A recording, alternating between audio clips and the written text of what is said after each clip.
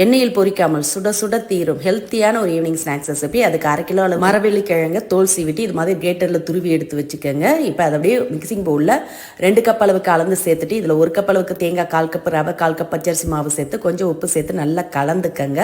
கலந்த பிறகு இதை அப்படியே ஒரு பிளேட் போட்டு மூடி வச்சுடுங்க. அப்படியே ஊறட்டும். ஒரு 5 நிமிஷம் ஊறின பிறகு நல்லா உதிரியாக வந்திருக்கு பாருங்கள். கிழங்குல இருக்க ஈரத்தன்மை பூரா ரவையும் அரிசி மாவு உறிஞ்சிடுச்சு. இப்போ இதில் 3/4 கப் அளவுக்கு சர்க்கரை, 1/2 டீஸ்பூன் ஏலக்காய் பொடி சேர்த்து நல்லா கலந்து எடுத்துக்கங்க.